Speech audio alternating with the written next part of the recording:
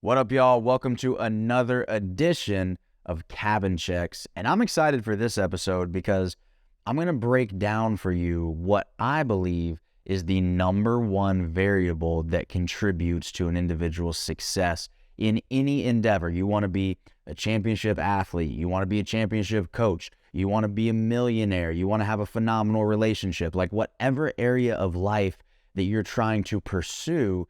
I believe that this is the number one factor for success. Now, obviously, there are multiple variables in this success equation, right? There's work ethic. Obviously, that's a massive factor. I think that is one of the fundamental factors of that success equation. I think that if you're not at least a minimum standard of work ethic, then it's going to be very difficult to create any success in your life. Alignment is a huge one, right? If you're doing things that are misaligned with your natural strengths, talents, and gifts, it's going to be very difficult to compete with somebody who's living in their gift.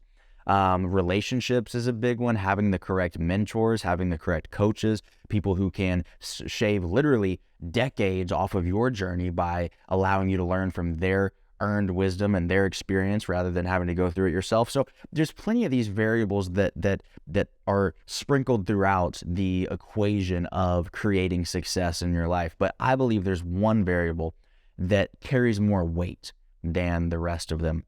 And to illustrate what this variable is, I'm going to tell you what it is in just a second, so stick with me for the end of the video. But to illustrate this point, I was at national championships. This is not too long ago. This was maybe 3 years ago. And this is when I was volunteer assistant coaching at the University of Michigan for the men's gymnastics team. It was my last year as the volunteer assistant coach. And we're in Minneapolis for NCAA championships. And we go to this competition, and I felt that we had the best opportunity to win that we had had since probably 2014, right? Like, this was going to be the team. If we were ever going to be able to do it, this was the team. We had had a magical season up until that point. Everything seemed to be coming together just perfectly, and this was going to be our shot. We knew that it was going to be tough to win, but we thought at least if we can get second, that's going to be solid, right? And we might have an opportunity to win it as well. We go to the competition, and the first half of the meet goes really well. And as we're going through the competition, the second half of the meet, we start to make a lot of uncharacteristic mistakes. We start having some falls that we shouldn't be having. We start having some big breaks, big form errors, just these big mistakes that are abnormal for us. And we ended up dropping all the way down to, if I remember correctly, 4th place as a team. And I was frustrated, right?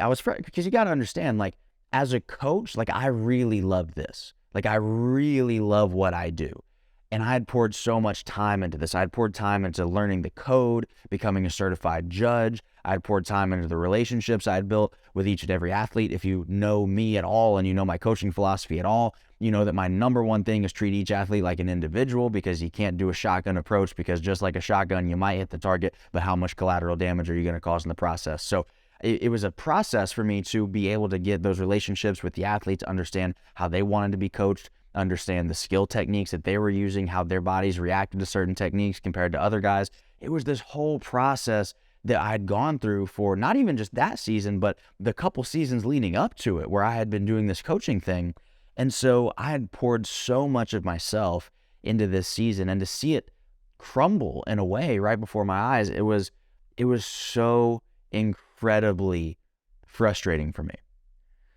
And I remember after the meet, we went back to the hotel, and I had booked the presidential suite at this hotel that we were at, and it had this giant balcony. It was like its own little private rooftop. And I went out there and just stood there for about an hour. And my girlfriend walked out eventually, and she was like, what are you doing? Like, what's wrong? You know, the meet ended 3 hours ago, and you've been out here for an hour ever since we got back, just kind of sitting on the balcony, looking out over downtown Minneapolis, not saying anything, not talking to anybody. You're not on your phone. You're just sitting there like, what's going on? And I told her, what gets to me is not that we lost. It's not that we had a shot to win it and we threw it away. That doesn't bother me. It's not that we could have been right there. We at least could have had second. We at least could have been runner-up. We at least could have put our name on the map for next year. We could have done all that. And then we did not capture the opportunity when it was presented to us. It's not even that bothers me. I said what bothers me is that the guys who spent the entire season in the locker room writing these motivational quotes, the guys that the entire time that we had these inter squads, we're having these meetings after the inter squads, and they say, we're dedicated to this. This is our year. This is the one that we're going to win. We're going to be the hardest workers in the room. We're going to dedicate ourselves. And all this that they said, what bothers me is that they didn't mean it. And the way I know they didn't mean it is because as soon as that competition was done, they were getting drunk at the NCAA after party with the people from all the other teams.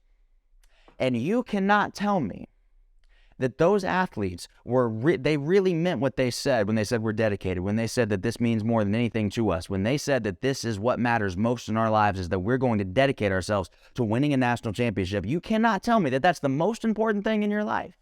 And then as soon as you screw it up and you give it away, that you're going to go get drunk and party with the same people that took it from you. You can't convince me that that's the case. You can't convince me that you really care the way that you say that you care. You can't convince me of that. You can't convince me of that. Because and I don't understand why people even enter the arena if you're not willing to take it as seriously as I took it. And I get it, right? It's easy to say as a coach. I get it. I wasn't out there fighting for it. I wasn't out there doing the routines. I completely understand that. I promise you I would have if I could have. But you've got to understand the point that I'm getting at. And this is not to throw any shade to the athletes. This is not to throw any shade to anybody on the team. What I'm trying to explain to you is how much you care is directly proportional to the results that you're going to get. Because if I had been on that team, I promise you I would have had a team meeting right after that to debrief on what went wrong, and I would write down a strategy for what we can do next year to make sure that this does not happen again. If I was on that team, I would have a conditioning session right after that and say, if we had access to the equipment, I would have the people who made mistakes and who were also going to be on the team next year, I would have them go back and repeat the skills that they had mistakes on before we ever left the arena. If I was on that team, I would have a strategy session where we sat there, we made our commitments for next year while we still had that feeling of loss with us. I would not let that go. I would make that fuel us for next year rather than get drunk and just wash it all away. That's what I would do if I was on that team, because that, to me, that's what it means to really care about that the way that people say that they care about that, the way that they had talked about what they were doing, the way that they had talked about it. If they were really actualizing that, I believe that would be a correct course of action. See, people like Kobe Bryant, MJ, they don't really celebrate. Like, they'll give themselves a day to celebrate after they win a championship, and then it's back to getting the next one. And God forbid they lose one, they mess one up, and they don't get it. They don't get it done. They're in the gym that night.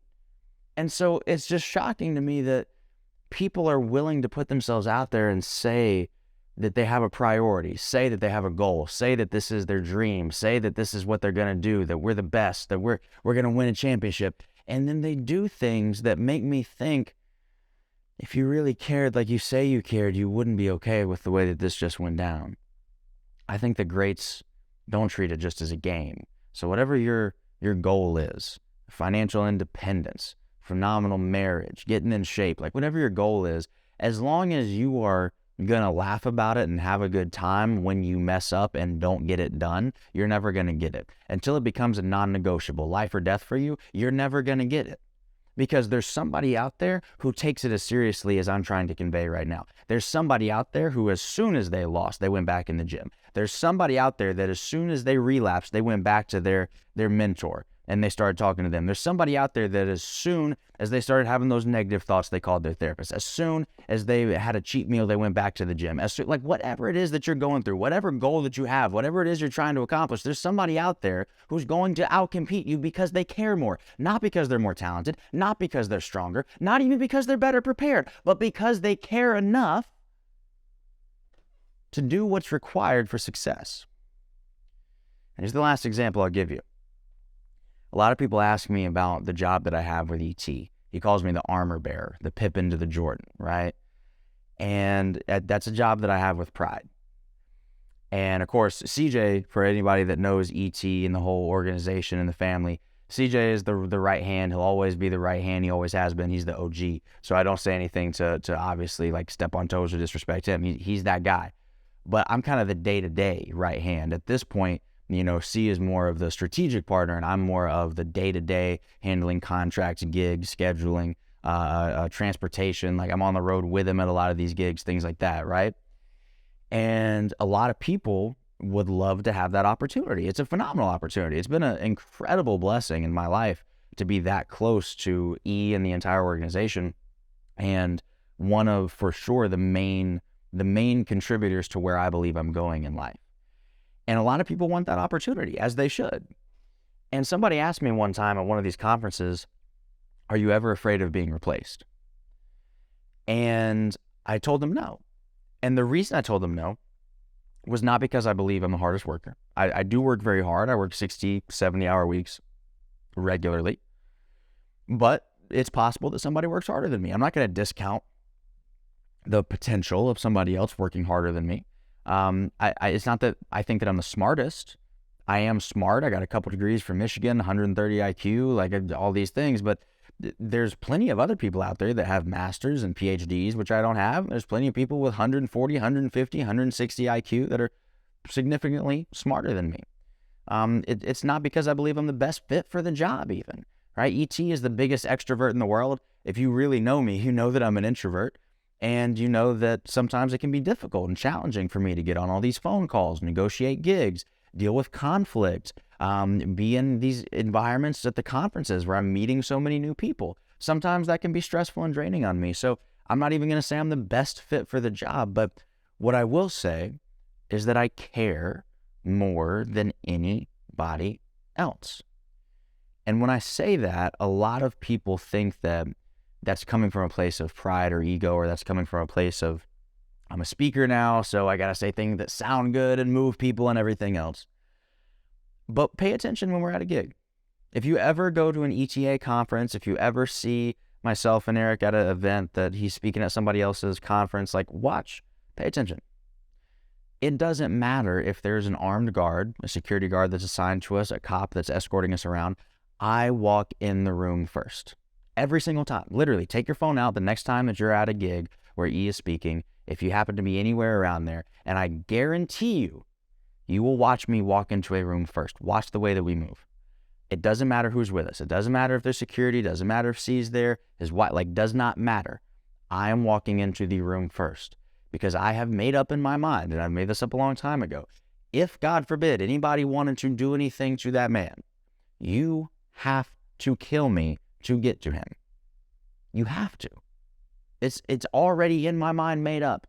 I'm willing to do whatever it takes to protect him because there is a mission that we are after, and I believe in what he does so much, and I know how much he changed my life, and I care about him, and I care about the mission so much that I would literally be willing to lay my life down for it. And so there's other people who would love to be able to be in the position that I'm in, but you're not going to answer the 5 a.m. phone call because you don't care like I do. You're not going to answer the 11 p.m. phone call because you don't care the way that I do about who he is and what he does. It's not because you're not a hard worker. It's not because you don't want it. It's because you don't have that connection to it. All right. And I always tell people the reason that I have that is because I was with him at one of these gigs where these two parents walked up to us and said, we found our daughter's suicide note the other day. We got her before anything happened, but we understand that now this is something that she's going through. And he pulled us into a utility closet at this giant, there's thousands of people trying to get a picture and an autograph out here. And he pulled myself and these two parents into a utility closet and prayed with them. And because I have seen that, and because I have witnessed that, and because I have felt that, I'm not willing to let anything happen to him.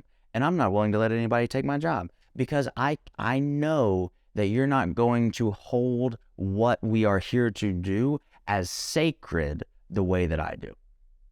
And so the number one variable for success, and no matter what you're doing, is how much you care. If you really care enough, if you really love it enough, if you have that passion behind it, where you're able to tap into something deeper than you would ever normally be able to do, because we can all work hard for a little bit.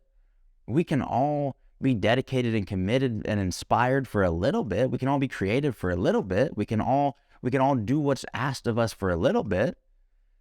But it's the love and the passion and the amount of care that you have for what you're trying to accomplish that really separates those who are mechanically working through the motions and they're disciplined about it and they're hard workers, but they're just kind of putting one foot in front of the other, versus the people who have that fire, who are just willing to go further than anybody else logically would be willing or able to do. How much you care is directly correlated to how successful you will be in any avenue of life. This is why finding your why is so important, guys. Like, this is why. You always hear people say, find your why. It's so important to have a why. It's so important to have a reason that's bigger than yourself. This is the reason. People often use that quote, but they don't go deep enough to really explain to people why you have to have a why, right? Why you have to have a higher reason for what you're doing. It's because it will push you further than logic or rational thinking will ever be able to get you to do. And human beings have this funny thing about them that when they operate in logic, when they operate in thinking, oftentimes they're limited. And when they operate in their spirit, it unlocks something that's just bordering on the edge of metaphysical, that's just bordering on the edge of what we think is conceptually possible by a human being on this earth. And when you can tap into that thing, that spirit that you've got, when you can tap into that to chase after whatever it is that you want, it is a completely different experience, and you're going to get completely different results. And it will be literally impossible for anybody else to compete with you. So if you can find something where your natural strengths are aligned with what you genuinely love and care about, it's over. It is completely over. Guys, I sincerely hope that you enjoyed this video. As always, like, comment, thumbs up, and all the YouTube things, subscribe, whatever it is you're supposed to do. Comment below. I want to hear, what is that thing for you? Like, what is it that sets your soul on fire? What is it for you that just makes you want to stay up for 3 days straight and just work and work and work? Like, what is that thing for you? I want to hear about it and continue this conversation down in the comments. I read them all. I'm going to read yours. I'm going to respond to yours. I would love to hear what that thing is for you. And as always, if this video gave you value, please do me a huge favor. Not even for me. Yes, it does help the channel grow, and yes, it is helpful for me and beneficial for me, but more importantly, like, I do this, I make my money elsewhere. I do this because I really want to help people. And if this gave you any value, if this gave you any benefit, please share this with somebody else who will benefit from this message as well, because I believe that when we share messages like this, the world slowly becomes a better place, one person at a time, and I want you to go on that journey with me. Thank you so much for watching this episode, and we will see you on the next episode of Cabin Checks. Peace.